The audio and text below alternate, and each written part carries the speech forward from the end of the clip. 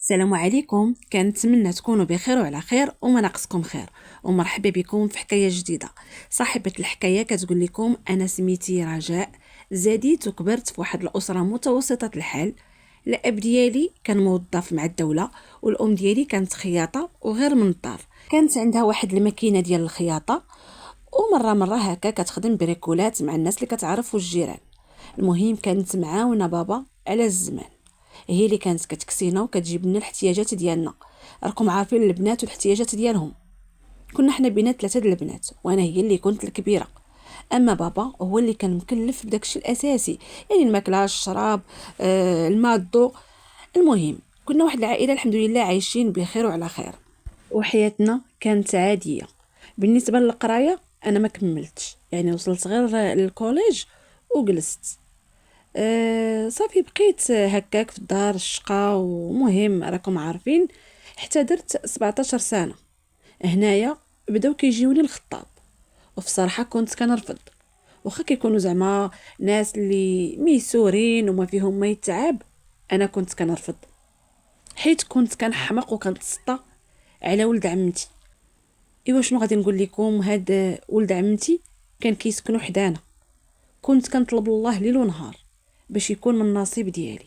واحد السيد، اش غادي نقول لكم، مربي وكيخاف الله، ما فيه لا بليه لا والو. هو هاد ولد عمتي سميتو انس، كان كبر مني ب10 سنين، ولكن انا ملي حليت عيني حليتها فيه. كنت كنموت عليه، ودائما كندير السبه. كنمشي عند عمتي وكنبقى نشقى ليها ونجمع ليها ونقول لها واش انس ما بغاش يتزوج عمتي. وكنت كنلمح ليها عليا. مثلا كنقول لها: ها انت يا عمتي، شوفي الزين ولا الطاي والحداقه، فين غادي تلقاي شي عروسه بحالي لولدك؟ كتقول: يا بنيتي ما كرهتش على انا نلقى بحالك، ولكن بنيتي راكي عارفه هو كاع ما كيفكر في الزواج. خاصكم تعرفوا باللي هاد عمتي هادي كانت من اطيب خلق الله، انسانه اللي ظريفه متدينه ضحوكيه، كانت محبوبه في العائله، وحتى ماما كانت عزيزه عليها. صافي بقينا هكاك، دازت الايام وجات الايام. ايوا حتى النهار اللي غادي تجي عمتي عند ماما. ايوا داك النهار انا كنت في الكوزينه كنوجد الكاسكروط، كنسمعها كتقول ليها: ايوا فلانه، راني جيت طالبه رغبه، بغيت بنتك رجاء لولدي انس. ماما ضحكات وقالت ليها: رجاء مازال صغيره، ماشي ديال الزواج، وما تقد على زواج، يعني حتى تكبر واحد شويه. ايوا بلا ما نحس براسي حتى لقيت راسي وقفت حدا ميمتي، وانا نقول لها: حشومه عليك ميمتي، شكون اللي قالها ليك؟ شكون اللي قال لك بلي انا ما قداش على الزواج؟ وشكون اللي قال لك بلي انا مازال صغيره؟ شكون اللي هاز لك الدار؟ شكون اللي هاز لك الحمل؟ ياك انا اللي كنطيب وكنسيق وكنعجن وكندير لك كل شيء، وعمتي شاهده وعارفه حداكتي. ياك كتضلي نتيا في داك الماكينه ديالك، وخواتاتي كيضلوا في المدارس ديالهم وفي القرايه ديالهم. انا اللي كندير كل شيء. كيفاش ما قاداش على الزواج؟ قاده عليه، وماشي شغلك فيا، انا باغا نتزوج. وخاصكم تعرفوا باللي ماما كنت كنحترمها بزاف، ماشي زعما حيت كانت واعره ولا كانت كضربنا، لا، ماما كانت حنينه. يعني كثرت ما كنت كنبغيها كنت كنحترمها، وما كنقدش نهز فيها العين. هذاك النهار ما حسيت براسي حتى وقفت وبديت كنقول لها باغا نتزوج. هي شافت فيا وهي تقول لي: انتي بعار الله بنيتي، غير بشويه عليك باغا تزوجي؟ واخا بنتي، الله يكمل لك بالخير. حتى حنايا يحصل لينا الشرف تكوني مرت سيدي انس، ما غادينش نلقاو بحالو. ولكن يا بنيتي، انا ماشي ما بغيتش العريس، خفتك انتي ما تصبريش، حيت الزواج يا بنيتي راه مسؤوليه، وانتي مازال صغيره، وعمتك راكي عارفه عزيزه وغاليه. ما بغيناش هاد الزواج الله يحفظ يدير لينا المشاكل ونمشيو في الرجلين. قالت لها عمتي: الله يحفظ، شوفي يا مرت خويا، رجاء راها بحال بناتي، والله ما ناخذ ليه بنت خويا، بنت الاصل والمفصل ومربيه، والله يعمر ليها الدار، ولا نجيب ليه شي وحده ونصدق معاها في المشاكل. ايوا ما نكذبش عليكم، ملي سمعت عمتي هضرات وماما قالت لها يكون خير، صافي مشيت كنجري للكوزينه، زعما راني حشمانه، وبديت كنزغرت غير بوحدي كيف شي هبيله. ايوا ملي خرجت عمتي جات عندي امي وهي تقول لي ايوا كوني غير لاله مولاتي، عندك ما تقديش على الزواج. قلت لها انا فران وقاد بحومه، وانا السيد باغاه وعاجبني. ايوا قالت لي الله يسخر لك. جا با وقالتها ليه با فراح، قال لها فين غادي نلقاو احسن من انس الله يعمر ليه الدار. والله يجعل كل شيء مبارك ومسعود. فعلا تيسرات الامور ودرنا الخطوبه الرسميه، وكنت كنخرج معاه السيد الله يعمر ليه الدار، ما كيخلي ما يشري ليا اللي حطيت عليها يديا. كيقول لي جاتك سيد كريم وظريف، وكيف ما قلت لكم حاجته ماشي ديالو. كنت فرحانه بزاف، وعمتي ما نعاودش ليكم توصي وتعاود وتقول له تهلا ليا في بنيتي، شري ليها اللي بغات، جيب ليها اعطيها. يعني الحمد لله حمد الله وشكرته. وحتى بنات عمتي ولاد عمتي كلهم كانوا كيبغيوني. المهم درنا عرس اللي هو كبير كل شيء، يعني القاعه النكافه، يعني المصور كل شيء تكلف به ولد عمتي. يعني عارف با على قد حاله داك الشيء هو اللي تكلف بكل شيء.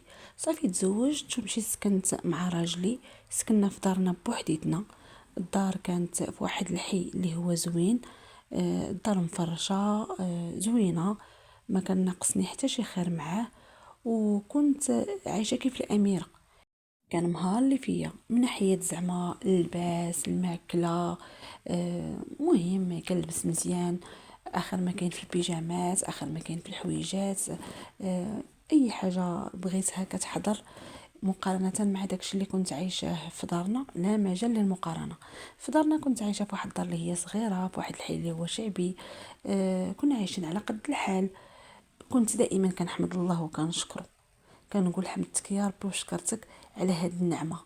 وبطبيعه الحال كمال لله، يعني واخا زعما كان موفر ليا بزاف د الحوايج ولكن كان غامض. ما كانش كيعبر بزاف، دائما مشغول، ما كنتش كنحس به كيبغيني كيف ما انا كنبغيه. يعني مثلا ملي كنصيفط ليه هكا شي كلمه في ميساج ما كيجاوبنيش، واخا كيقرا الميساج كيخلي ليا غير فيو يعني باش يجاوبني ولا يكتب شي حاجه ولا يدير غير شي ردة فعل والو. وكان ملي كيجي كيبقى فيا الحال كنقولها ليه، كنقول له صيفط لك ميساج مالك ما جاوبتينيش. السيد ما كيجاوبنيش، يعني كيبقى ساكت. كنت كنحس براسي بحال شي حمقى، بحال اللي كتقولوا كنهضر مع راسي والحيط تهضري معاه ويجاوب هو ما يجاوبش. تنقول له دير غير شي حركه براسك قول لي مهم تفاعل معايا. السيد والو، لا حياه لمن تنادي، كيتقدى كيجيب كيصرف ولكن باش يعبر والو. كنت كنحس به دائما مرفوع وبحال لي دائما مشغول. وكان كيجي من الخدمه كياكل كيبدل عليه كيخرج. ملي كنقول له فين مشيتي وفين كنتي، كيقول لي مع واحد صاحبي كان كيسكن حدانا وعنده وليد، زعما مزوج وعنده وليد. كيقول لي واحد صاحبي انا مع واحد صاحبي خارج مع واحد صاحبي داخل مع واحد صاحبي. كان كيبقى يعني ملي كيدير الكسكروت حتى ل9 ولا 10 عاد كيجي صافي كيتعشى كيدخل عاوتاني كينعس. واحد النهار كانت عطال بزاف جا حتى ل 12 وما نكذبش عليكم تخلعت. راه تقريبا مزوجين شي 6 شهور عمرو دارها، يعني لا تعطل 9 ل10. وهداك النهار بقى حتى ل 12 كنصوني وكنعاود كنصوني وكنعاود وتخلعت وليت كلي كنترعد. وصلات هذيك 12 ها هو السيد جا. ملي جا مشيت عنده كنجري وعنقتو، مهم مالك وفين كنتي وتخلعت عليك. السيد جاوبني بكل برود، مالكي اشنو واقع؟ ياك عارفاني كنكون مع صاحبي وقايل لك باللي راه مريض، تزاد عليه الحال وديتو للوبيطال، خاصني نتشاور معاك. قلت لي لا على الاقل جاوبني ملي كنت كنصوني عليك. قال لي التليفون ما سمعتوش. وشنو واقع؟ ما واقع والو. وانا الجواب ديالو في صراحه ضرني، كنشوف راسي من الصباح وانا مخلوعه عليه، وفي الاخر هو كيجاوبني بهذا البرود. عرفتو صافي عيني عمرو بالدموع. حاولت نسيطر على راسي وما نبكيش، ولكن ما قديتش. صافي بقيت كنبكي، ما طبطب عليا، ما عنقني، ما قال لي صافي ما تخلعيش. قال لي ها هي عاوتاني تبدا تنوح عليا، الله يحضر السلامه. هو يدخل لبيته. ما نكذبش عليكم، هذاك النهار ضرني خاطري وبديت نبكي نبكي نبكي نبكي. ملي شافني كسيريت بالبكا، السيد ما سوق ما والو، دخل لبيته وخلاني جالسه. واش غادي نقول لكم، بقى فيا الحال. كنقول اشنو ناقصني؟ غزاله صغيره حادقه. علاش الراجل ما عاطينيش وقت؟ علاش الراجل ما مسوقش ليا؟ حقا كيصرف كيجيب، ولكن انا محتاجاش هاد الشيء. واش انا بقرا؟ انا عندي احاسيس، انا باغا اللي يطبطب عليا. وسيرتو في داك الوقيته اكتشفت بلي راني حامله. يعني كنت حامله تقريبا بشي شهر ونص. من كذبش عليكم، ضرني خاطري وما عندي المشكل مع حتى شي واحد. زعما لويساتي معايا مزيانين، الواسي عقوزتي كلهم الله يعمر لهم الدار. المشكل الوحيد اللي عندي هو مع راجلي، ما عرفتوش ماله. هو في عالم وانا في عالم اخر.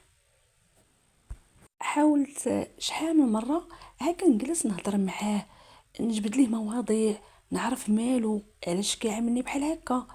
ولكن السيد ما كانش كيعطيني وقت، يعني ما كيشبعنيش هضره بهذا المفهوم. ملي كنهضر معاه كيقول لي شنو ناقصك، شنو خصك، شنو نجيب ليك.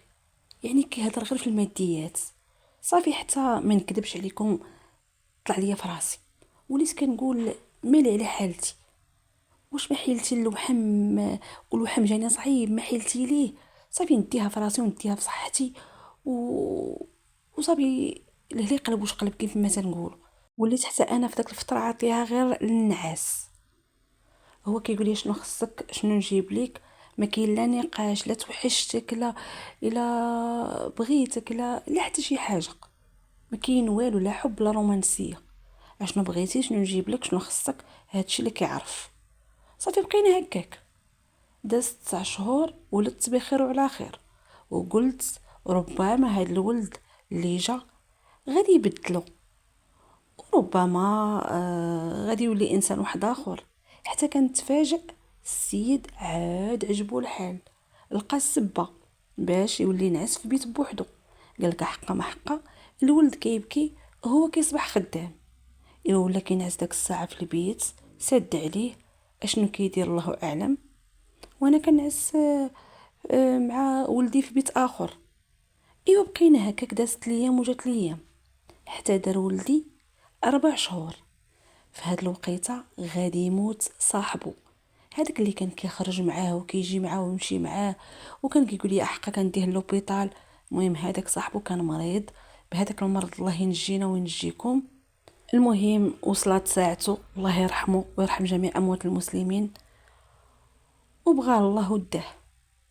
ما نقول لكمش الراجل داك الساعه كان غادي حماق مع هاد صاحبه، كان عزيز عليه. صافي دائما كيفكر فيه، وصاحبي المسكين، وصاحبي مازال صغير، صاحبي ما صاحبي. وانا كان واسي فيه واخا هكاك وما ديرش في راسك، وبغاه الله دعي معاه. نهضر معاه زعما من نيتي، حتى كنسمعو كيقول لي انا بقات في هذيك السيده ما كتعرف لا مين تدخل لا مين تخرج، السيده درويشه وداخله سوق راسها، وبقى فيا ولدها شحال كان متعلق بباه. وكنشوف فيه انا، قلت لي هذيك السيده علاش غادي تبقى فيك؟ ياك راجلها الله يرحمه كان خدام، يعني مخلي ليها باش تصرف، مخلي ليها الدار. قال لي لا ما كتعرف لا مين تدخل لا مين تخرج، وخاصني نوقف معاها، وخاصني المهم حتى تاخذ داك، راكم عارفين فلوس العزوف، فلوس لاسيغونس وداك الشيء. انا بقيت غير كنشوف فيه ومعجبه. كنقول في راسي وهانتوما الراجل طلع حنين، يعني الراجل حنين عادي، عنده الاحاسيس وعنده كل شيء. وعلاش هادشي ما كيديروش معايا انا اللي مراته ومشاركه معاه وليد؟ ما كيفكر ليا، ما كيسول فيا، ما كيقول لي كلام زوين. ودابا كيفكر لهاد خيتي. قلت ليه هاد خيتي ما عندها باها، ما عندها خوها، ما عندها عمها، ما عندها. قال لي لا، والديها ناس على قد حالهم، ناس دراوش وما يعرفوش. قال لي لا، خاصني نوقف معاها حتى تاخد حقها وتاخد المسائل ديالها كاملين، وهي ما كتفهمش في هاد الشيء وداك الشيء. قلت لي يا خويا الله يجازيك بالخير. ايوا، الواحد هو يدير الخير. وقلت ليه ملي تكون زعما باغي توقف معاها تبقى تخرج غير انت وياها بوحدكم. قال لي لا لا، بطبيعه الحال خاص تكوني معايا نتيا، ونمشي ونوقف معاها، ومهم نوريها من ندخل ومن تخرج حتى تقعد المسائل ديالها والله يسهل عليها. ايوا قلت ليه حتى هذا نظر، يعني نكون معك انا؟ قال لي اه. قلت ليه وصافي، نعتبروها صدقه جاريه ليا وليك ولولدنا. راه شكون هذا اللي يلقى اجر بحال هذا وما يديروش؟ زعما درت فيها زوجة متفهمة وما بغيتش نجبد المشاكل، مهم من نكون معاه انايا ماشي مشكل. ايوا فعلا السيد بدا كيجري على الوريقات، والوقت اللي كيكون غادي كيعلمني ولا يتشاور مدام يلاه سربي يلاه نمشيو دغيا، عيطي على السيده ولا السيد واحد اخر، ولاو فيه 10. ايوا فعلا كنمشيو كيدينا في الطوموبيل، انا كنجلس حدا الراجل والمراه كتجلس اللور، كنعطيوها الوليدات ولدي وولدها. والسيده الصراحه الله كتبان ترونكيل داخله سوق راسها، ما فيهاش الهضره كثيره وملتزمه، وعلى ما كيبان لي كانت كتسطى وكتحماق على راجلها. صافي بقينا بحال هكاك، قاد ليها الوريقات فعلا، جاوها الفلوس ديال لاسيرونس، جاها المسائل ديالها كلشي، كلشي وصلها هو هداك. مهم توصلات بالفلوس ديالها، شكرتنا بزاف وكانت فرحانه، وهي تقول لنا مرحبا بكم، بغيت ندير لكم واحد العراضه زعما باش تشكرنا. قلت لها لا بلا ما تعذبي راسك. قالت لك والو، قالت لك والو، خاصكم تجيو لعندي. ايوا فعلا الراجل قال لي صافي نمشيو. ايوا نهار اللي كنا غاديين، المهم لبست حويجاتي، قضيت المسائل ديالي، ركبت في الطوموبيل وانا غادا. قال لي الراجل راني تقديت شي حويجات حشومه ندخلو بيدينا خاويين. وانا كيف ما قلت لكم راجلي راه سخي سخي بزاف، يعني هاد القضيه راني قلتها لكم. فعلا ملي وصلنا كانت تصدم. الراجل كيف ما قلت لكم يدو مطلوقه، ولكن داكشي اللي دخل في يديه صدمني. سيد كي ميكا مورميكا ميكا مورميكا، دخل دخل دخل دخل، ورا ما نعاودش لكم انا تصدمت. تيهز وكيه، بقيتي غير حاله فمي، ما فهمت والو، ولكن ما قاداش نهضر. السيده عارضه علينا وخا بانت فيا مزيره ساكته. قلت ماشي مشكل، خليه حتى دوز هاد الليله، ومن بعد ملي نمشي للدار نهضر معاه. المهم دوزنا هذيك الليله والسيده كبرت بينا وما خلات ما حطات. من بعد مشيت للدار وانا نهضر مع الراجل، وبطبيعه الحال حاولت نختار الوقت المناسب والظروف المناسبه والطريقه. حاولت نختار الكلمات اللي غادي نهضر بهم مع الراجل، مع عارفه يعني ما كيبغيش يتناقش معايا. الفتره اللي عطاني زعما الطوع وكان معايا مزيان هي هاد الفتره اللي كان واقف مع هاد السيده مرت صاحبه الله يرحمه. المهم حاولت نكون ايجابيه وما نديرش المشاكل، وبصوت كله حنيه وناخذ منه الجواب غير بشويه. قلت ليه انا عارفه باللي صاحبك عزيز عليك، وهاد السيده وقفتي معاها الله يجازيك بالخير وعرضتنا وكبرت بينا، ومهم وعارفه باللي انك انسان مقتدر، عندك زعما الفلوس وربي مسك عليك، ولكن ماشي حتى لهاد الدرجه، ماشي حتى لهاد الدرجه تشتت الفلوس. والسيده ما شاء الله راه جاوها فليسات زعما عندها، مالك على حالتك وغير تشاور ماشي تفاجئني. قال لي قلت ليك باللي راني داي ليها شي بركه ومقدي وداك الشيء. قلت لي ماشي حتى لهاد الدرجه. قلت له راه تصدمت. قلت له الميكات ما بغاوش يتسالاو، كتطلعوا وتعاود تطلع، شنو شريتي ليها تما؟ على الاقل اديني معاك تشاور معايا، ما تخلينيش في دار غفلون. وبصراحه ما عجبنيش الحال، نجيك من الاخر، كنشوف هكا رزقي كيتلاح على واحد السيده ما هي اختك، ما هي امك، ما هي عمتك، ما هي خالتك، وهذا الشيء اللي كدير فيه راه حرام، راه ما يبغيه لا الله لا عبدو. وزيدون كتخلي السيده تطمع فيك، والله يحضر السلامه توليو في شي حوايج اللي هما خايبين. صافي سد عليها، وقفتي معاها، زعما حتى خدات رزقها، صافي عرضت علينا بغات تشكرنا، ديتي ليها هادشي ماشي مشكل، ولكن هذه هي الاخر. صافي ما عندك ما دير بها، وما عندي حتى انا ما ندير بها. صافي كل واحد يشد تيقارو، وهذا الشيء راه كيجبد غير المشاكل، وليو الناس يهضروا فينا. عرفتوا شنو قال لي؟ قال لي واش نتيا هبيله؟ اش كتقولي؟ واش هاد الهضره كيقولوها الناس؟ انتي عارفه باللي هاديك السيده كانت مرات صاحبي وما عندها حد، وخاصني ضروري نوقف معاها. خاصك تعرفي راسك باللي نتيا من الناس اللي كيمنعوا الماعون، وما كيبغيوش يديروا الصدقه، وما كيبغيوش يديروا الخير. ديري الصدقه ونسايها. وبدا عليا بالهضور، وبدا عليا بالاحاديث وبالايات القرانيه، وباللي انا وحده ما عنديش المشاعر، وباللي انا وحده ما كنديرش الصدقه.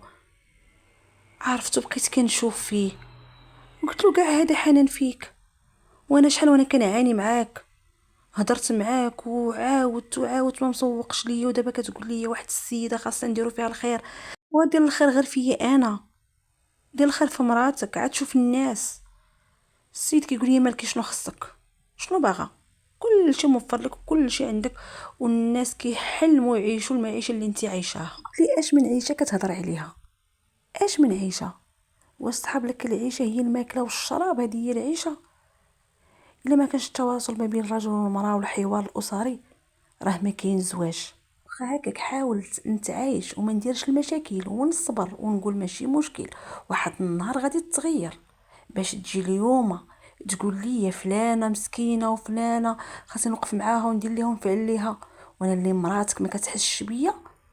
هادي لا. قلت ليه شوف، انا غادي نجيك دابا من الاخر، انا تقاضى صبري، ما بقيتش قادة نكمل حياتي معك بحال هكا، حيت انا كون كان كيبان ليا فعلا انك كتعاون هاد السيده لله في سبيل الله، حتى انا باغا ندير هذاك الخير، ماشي مشكل. وفي الاول راني مشيت معاك ووقفنا معاها حتى قادت المسائل ديالها وريقاتها، ولكن ملي مشيت معاك عندها للدار شفتك كيفاش كتشوف فيها، كيفاش ملهف عليها، كيفاش كتضحك غير بوحدك بحال راس المشوط بلا ما تغطيش الشمس بالغربال. انا معايا في الدار معقد، ما كتضحك ما كتكلم ومعبس تما وليتي واحد اخر متفتح والسيد كيسمع وكيضحك وكيعاون، وغير نقابلها وقت ما ناضت يحسب لك انا عندي القرون. انا فعلا لا كنت ساكته وصابره معاك كنقول هاد السيد هذا طيب، هاد السيد هذا نفاق، كيجيب كيصرف كيتقدى، وخا هاملني ما مسوقش ليا كنقول ماشي مشكل، يعني درت مصلحه ولدي ومصلحه الاسره فوق كل اعتبار. يعني انا ما بقيتش كنفكر كاع في مصلحتي، ولكن باش نشوف بعينيا كيفاش كنتي ملهف وكيفاش كتهضر وكيفاش عينيك كيبريو، وهذيك السيده هي كتبان ليا داخله سوق راسها ما كدير والو، بنتي ليا غير بوحدك انت اللي كتقزقز وباغي تاكلها يعني ما كرهتش الطير عليها. قلت لي واخا ضحك على اي واحد ما ضحكش عليا انا، وانا عارفه شنو تنقول. ودابا غادي نجيك من الاخر، الا كنتي فعلا الله يجازيك بالخير، انا دابا كنهضر معاك بكل احترام، الا كنتي فعلا باغي دارك ومرتك وولدك، هذيك السيده ما عندنا ما نديرو بها، يا انا يا هي، خاصك تختار. بقيتي كتعاونها وكتمشي لعندها وكتواصل معاها، انا غادي نقول لك ولد الناس نتفارقوا.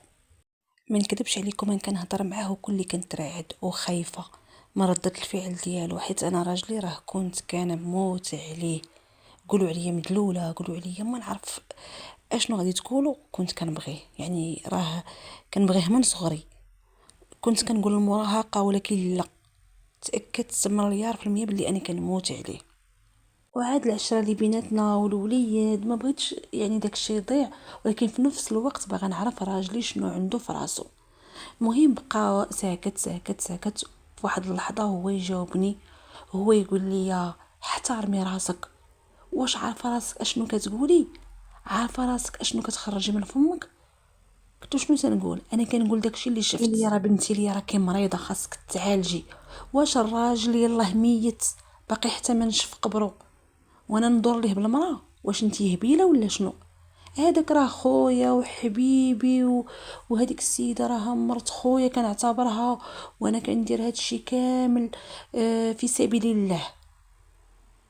وبدا كيتغزل فيا، زعما راه ما كاين والو، وكيحذرني. واول مره غادي يديرها، يعني عمرو حذرني. كيوقعوا بيناتنا هكا المشاكل، كانوا مشاكل غير بساط، يعني خاصني انا اللي نمشي ونعتذر المهم راكم عارفين. بدا يتغزل فيا، واش انا عندي هاد البوغوصه ونشوف على برا، واش انا عندي هاد الزين ونبدلو. وبدا كيضحك عليا بداك الكلمات ديالو، اختكم راكم عارفين. واخا هكاك ما دخلتش ليا الهضره ديالو لراسي، باش نكون معكم صريحه. شي حاجه في الداخل ديالي كتقول لي لا، السيد عنده شي حاجه ما يمكنش من جهته هو، اما هي بنت لي عاديه. صافي، واخا هو عيا ما يهضر ويراوغ ويقول لي بلي ما كاين والو وغير كيتهيأ ليك، قررت نراقبه. صافي بديت كنراقبه. ايوا دازت ليام وجات ليام حتى لواحد النهار غادي يطيح التليفون ديالو في يديا. ايوا هنا كانت الصدمه. لقيت السيد مصيفط لها ميساج وكيتغزل فيها وما خلى ما قال ليها. والسيد كيعبر على المشاعر ديالو، ما خلى ما قال. زعما راه صدمني، ما نكذبش عليكم. داكشي اللي قريته في هذوك الميساجات تصدمت. كان هو دخل الدوش يدوش وخلى التليفون كيتشارجا. ايوا شديت هذاك التليفون كندير فيه الشيمه على الله. تخيلوا معايا، درت المره الاولى ما جاتش، المره الثانيه جات. سبحان الله العظيم. ايوا دخلت كنبقشش. ايوا شنو غادي نقول لكم، السيد ما خلى ما صيفط ليها وكيذكرها بالماضي. وفهمت من خلال داك الميساجات باللي كانت كتقرا معاه، وهداك صاحبه كان شافها عجباتو هضر معاها. مهم تصدم نهار اللي لقاهم داروا علاقه بيناتهم. هو كان كيبغيها ولكن ما اعترفش ليها، وهي كانت كتبغي صاحبه. مهم دارت علاقه مع صاحبه، طورت العلاقه ديالهم وتزوجوا. والسيد ما قدرش ينساها، وفي نفس الوقت مخبع داكشي في قلبه. ودابا كيعترف ليها، كيقول ليها باللي انا كنت باغي نعترف ليك ولكن هو سبقني وصافي. وحتى تصدمت نهار اللي تزوجته داكشي وهذا وهذا، وباللي هو تزوج بيا انا حيت مو اختارتني ليه. وحاول يبغيني ودار معايا المستحيل ولكن ما قدرش، الغالب الله. ولكن كنبقى انا بنت الناس. قالك زعما كتبقى مرتي انسانه طيبه وبنت الناس، وولدي عزيز عليا وما نقدرش نفرط فيهم. وبالنسبه انا لا تزوجت بيك غتكوني زوجة الثانيه. يعني السيد صافي قرر وكينفذ، وباللي هو ماشي هو اللي باغي يتزوج بيا، امو هي اللي فرضاتني عليه وقالت له تزوج زعما بنت عائلتك. هو ما قدرش يقول الام ديالو لا اصلا، اللي كيبغيها راه تزوجات وما كانت حتى شي وحده في حياته. مهم السيد ما خلى ما كتب كيف ما قلت لكم. انا اول مره غادي نعرف الرجال حتى هما كيبزوا عليهم الزواج. المراه كان صرطوها ماشي مشكل، مسكينه ضعيفه ومهم كيتفرض عليها وما عندها ما دير. اما الراجل سيد خدام وبالصالير ديالو ما ناقصو حتى شي خير، غادي تفرض عليه مو يتزوج بيا. انا بعد هادشي ما نكذبش عليكم ضرني في خاطري، بقى فيا الحال، ما حدي كنزيد نقرا وانا كنزيد نتعذب. صافي داك الساعه خفت الراجل يخرج ويلقاني هزه ليه التليفون ديالو. حاولت يعني هزيت داكشي كامل، درت ليه كوبي ولحتو عندي في الواتساب ديالي، سوبريميت، ما خليت حتى شي دليل بلي انا قلبت ليه التليفون ديالو، طفيت التليفون وحطيته. ايوا الراجل مشى لخدمته. ايوا داك الساعات جلست وتمعنت في داكشي كامل، ما نكذبش عليكم شبعت بكى، بقيت نبكي نبكي نبكي نبكي، بقى فيا الحال وبقى فيا راسي. ما نكذبش عليكم كنت كندير المستحيل باش يرضي عليا. وخا كاع داك النهار كنشوفو كيفاش هضر مع هاديك وكيفاش كيتعامل معاها، قال لي غير جوج كلمات ورضاني بهم صافي. وحاولت ما نديرش المشاكل، حتى انا ما باغاش نطلق، ما باغاش انا هذيك السيد، ما يعني ما نقدرش نتفرق عليه، ولكن خاصني نحافظ على داري وفي نفس الوقت نحافظ على كرامتي. صافي هنا قررت ما نطلقش معاه، ما نقول ليه والو، ما نقول ليه لا شفت لا قريت لا حتى شي حاجه، حيت غنتناقش معاه غادي نوض مشكل كبير وما بغيتش انا المشاكل يوقعوا. صافي خليتها في قلبي وجلست كنفكر كيفاش غادي ندير، يا ربي ويا ربي زعما نلقى شي حل. حتى طاحت لي واحد الفكره وقلت غادي نديرها ولي ليها. الفكره هي نتواصل مع السيده اللي كيبغي راجلي ونهضر معاها ونعرف اشنو تحت راسها، حيت هي المهمه في هادشي كامل. فعلا تواصلت معاها وسولتها نيشان وقلت لها شنو كاين شنو كاين، وراني لقيت ميساجات وها شنو واقع وها شنو واقع. والراجل ما قلت ليه باقي والو، جاوبتني بكل مصداقيه وقالت لي انا كنت باغا نتواصل معك، راه فعلا وصلوني ميساجات وفي الصراحه ما عجبنيش الحال. انا راجلك عزيز عليا وكنت كنعتبره بحال خويا، ولكن فات معايا الحدود. خاصو يعرف باللي انا هذاك السيد اللي كنت مزوجه به كان بغيه، وخا مات غادي نبقى وفيه ليه، وحتى شي واحد ما يجي في الضفر ديالو المرحوم، يعني حتى شي واحد ما يسوى الضفر ديال المرحوم، وعمر شي حد يحلى ليا من غيره. عافاك هضري مع راجلك يحترم نفسه، وقفتوا معايا، الله يجازيكم بالخير، الله يرحم لكم الوالدين، ولكن باش يتخطى معايا الحدود لا. وقلت لها شوفي انا راجلي ما غاديش نهضر معاه دابا، الحل بين يديك، انت اللي غادي تلقاي الحل. قالت لي كوني هانيه، قالت لي شوفي انا اصلا كنت ناويه زعما نرحل من هنايا، نبيع الدار ونرحل ونشوف شي دار اللي تكون مزيانه نقدر نجمع فيها والديا معايا ونعيش بسلام. يعني بالنسبه لراجلك كوني هانيه. الشوفه اللي كنت كنشوفها فيه قبل يعني كان خويا، باقي خويا لحد الان، وعمرني غادي نفكر فيه ولا. قالت لي كوني مرتاحه. ما نكذبش عليكم فرحت ملي لقيتها هي ما مهتماش بيه وما دايراهش في بالها كيف ما كنت متوقعه، حيت كل شيء كان باين، حيت السيده محترمه، يعني من لباسها وطريقه الهضره ديالها باينه، يعني كتبان هذيك المراه اللي كتكون خفيفه واللي عينيها خضراء راها كتكون باينه. وكنت متاكده باللي راجلي هو اللي صافابا، وفعلا صدق كلشي داكشي اللي كان في بالي هو اللي كاين. صافي ملي قالت لي كوني هانيه وباللي راها غادي ترحل وغادي تبيع داك الدار وداكشي، ما نكذبش عليكم ارتحيت لواحد الدرجه اللي هي كبيره. وقررت نهتم بنفسي ونديها في راسي ونعيش حياتي، لانني صافي عارفه السيده ما غادي يصور منها والو. فعلا داكشي نيت اللي كان. مهم دازت الايام حتى فعلا السيده مشات باعت الدار ورحلات. حسي مسي الراجل ديالي ما ساقش الخبر، تواصلت معايا انا وقالت لي الله يعاونك بسلامه وسمحي لي بزاف والله يسخر لك مع راجلك، دعي معاه وطلبي الله سبحانه وتعالى باش يكون معاك. هذاك السيد راه زعما ظريف ما تفرطيش فيه. وفي الصراحه زعما نصحاتني بزاف ودعت معايا. ايوا تخيلوا نهار الراجل غادي يسيق الخبر باللي راها ما بقاتش كتسكن حدانا، رحلات. السيد جا معصب، طلع له الدم وغير كينفخ وغير كيزدح في الماعن. اللي حطيتها ماشي هي هذيك. اشنو هادشي؟ مال هادشي؟ كيفاش هادشي؟ انا ما مسوقاش ليه، عارفه علاش معصب. وغير كنضحك، لابسه ومفركسه ومتوله ومقاده وغير كنضحك. هو كيهضر وانا غير كنضحك. ما سولتو مالك، ما قلت له اجي تنعس في بلاصتك، ما قلت له شنو خصك، ما والو. تعاملت عادي جدا بحال ما واقع والو. المهم بقى كيدور في جنابو، كيدور. هو يقول لي فلانه تخبارك باللي رحلات. قلت له شكون فلانه؟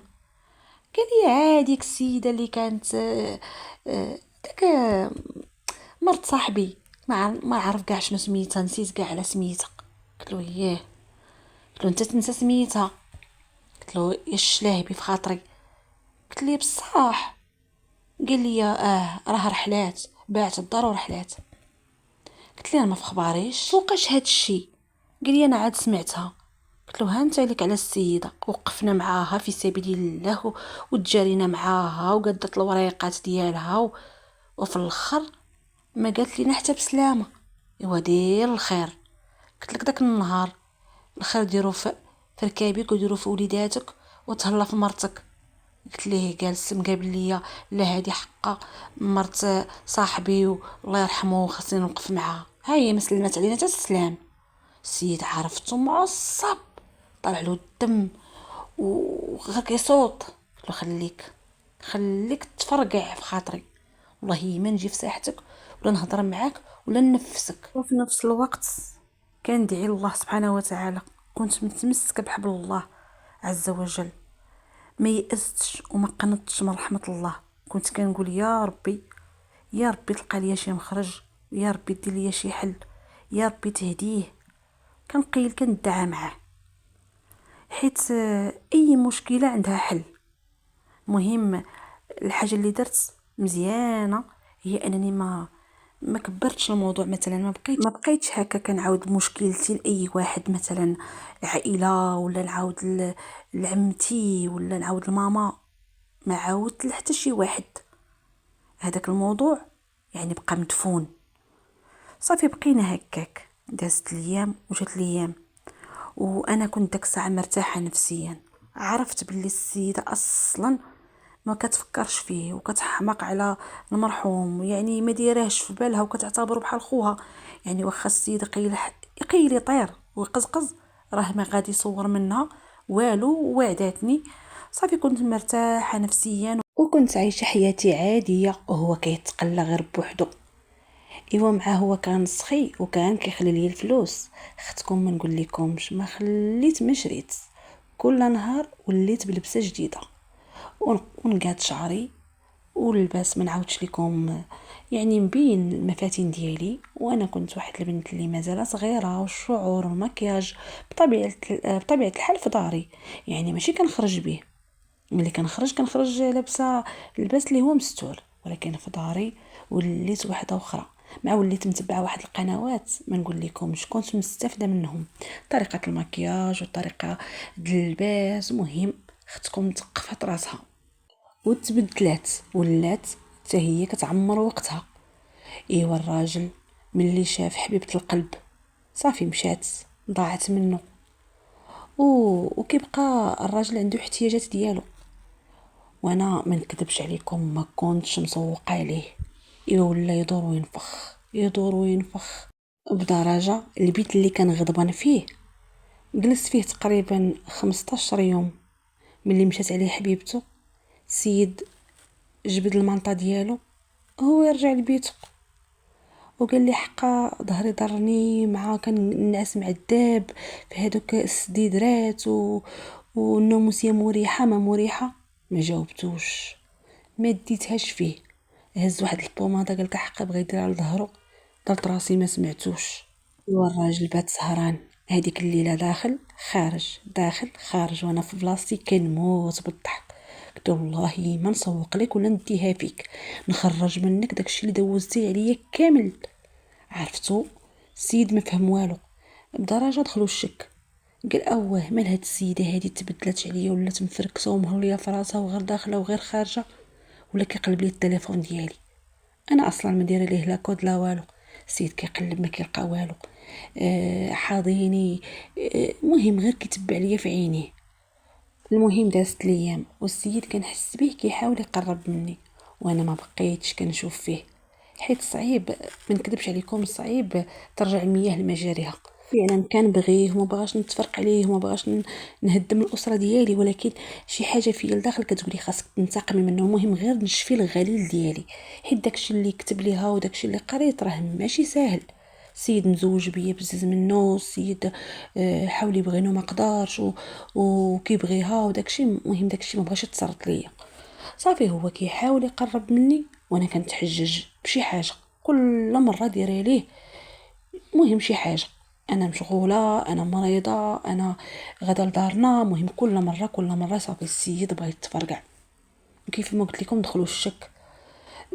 ولا كيتبعني ملي كنقول لي غدا لدارنا كيتبعني، فين مشيتي وفين جيتي وفوقاش دخلتي. السيد اللي ما كانش كيسوق ليا مرضت في صحته، كاع داكشي اللي دوزو عليا رجعته ليه. عززت نفسي وعطيت القيمه لراسي، حيت فين ما حطيتي راسك غادي تلقايه. وفي الصراحه ندمت على بزاف د الحوايج كنت كنديرهم في حق نفسي. ودابا الحمد لله شحال من حاجه تعلمتها وطبقتها وصدقات ليا. بطبيعه الحال ماشي كلشي غادي تصدق ليه، حيت كل راجل وشنو. انا كنهضر لكم على راجلي. المهم ما خلى ما دار، اختكم ولات دافعه كبير. صافي ملي شفت الراجل ما عندوش من غيري، صافي اختكم داك الساعه دفعت كبير. وليت حاسه براسي، وليت حتى انا نتشرط، والسيد كيتشاور معايا نمشيو لهنا لا نخرجوا هنا نتساراو هنا، حتى النهار اللي غادي يفاجئني بواحد الفواياج وقال لي حقا خاصنا نسافروا وراني كونجي وغادي نمشيو لهنا ونجيو من هنا. وما نكذبش عليكم عجبتني الفكره، حيت حتى انا كنت محتاجه نفسيا، كنت محتاجه نخرج ومحتاجه نتسارى. ايوا فعلا قلت ليه واخا. المهم قلت ليه فكره زوينه، نفكر ونرد عليك. ومن بعد قلت ليه واخا، حيت كل شيء حتى السفر نقطه الضعف ديالي. كيعجبني نسافر، راه كيقولوها سافروا تصحوا. ايوا قلت ليه واخا وفعلا سافرنا. المهم مشينا لواحد البلاصه اللي هي زوينه، كنت كنحلم بها وكنقولها ليه دائما. كنقول ليه الحلم ديالي نمشي لهذيك البلاصه. وتخيلوا دابا قال لي نمشيو ليها وفرحت بزاف. فعلا مشينا. ايوا السيد قال الجو هو هداك، الامور مزيان. مهم ما نكذبش عليكم انا ما قدرتش نافق راسي. كنا جالسين واحد الجلسه اللي هي زوينه وتما قلت لي انا باغا نقول لك شي هضره، نهضروا نحطوا النقط على الحروف، وداك الساعات نقدر نكمل معك حياتي. انا راه ما نقدرش ننافقك، وعلاش كنت كنتهرب منك وعلاش كنت كنتهرب منك. سيد تصدم ملي صيفط ليه هذوك الميساجات اللي كنت قريت. قلت ليه بقى فيا الحال بزاف. كيفاش تطيح بيا وتهضر مع الناس وتقول لهم باللي انت تزوجتي بيا بزز منك. واش كاين شي واحد كيتزوج بزز منه في هذا الوقت هذا وانت تبارك الله راجل طول وعرض وتزوجك امك بزز منك؟ قلت له كيفاش الا كنتي حاس براسك ما باغيش تكمل معايا قولها لي نيشان. علاش تمشي عند الناس وتقول لهم حقا باغي نتزوج وهادي. قال لي اسمحي لي والله العظيم في ذاك الوقت راني كنت مرفوع وما حش براسي وندمت اللي ما عطيتش راسي فرصه معاك. كنتي اعظم مراه واحسن مراه وما غاديش نلقى بحالك. ومهم بزاف ديال الهضره. انا عارفه اللي يخون مره يخون 10، وما كايناش الثقه في الرجال واللي مامنه كيف ما تنقولوا الرجال بحال اللي مامنه الماء في الغربال. ولكن السيد راه صدمني بهضرته وقنعني. قال لي يا حقا انا هذيك السيده فعلا، وعاود لي داكشي كامل اللي قريت في الميساجات. ولكن انا كنت موهم راسي، ما عطيش راسي فرصه وكنت كنشوفها دائما. صافي من اللي ما بقيتش كنشوفها حيدت لي من بالي. راه كيقولوها بعيد عن العين بعيد عن القلب. انا فعلا هذيك البنت كانت كتعجبني، وملي تزوج بها صاحبي بقى فيا الحال، و حيت كنت قريب من صاحبي كنشوفها، وداك الشيء يعني ربما داك الشيء اللي خلى داك الشعور يزيد يكبر، وكنت كنتمناها ليا. وملي مات راجلها عاوتاني كذلك كنت كنقول غادي تكون ليا، ولكن ملي مشات ما بقيتش كنشوفها، والله العظيم ما بقيت كنفكر فيها ولا حطها في بالي. قال لي لقيت راسي مزوج بجوهره، قال لي راكي انتي احسن مرة في العالم وانا ما عطيتش راسي فرصه، وكنعتذر لك على كل شيء، وبدا كيطلب ويزاوق ويرغب. انا بعدا صدمني، سيد ما خلى ما دار باش يرضيني، وكيقول لي انتي الكل في الكل، انتي يا مراتي وعمارة داري، ومهم ما خلى ما قال. ايوا دوزنا هذيك السفريه غزاله.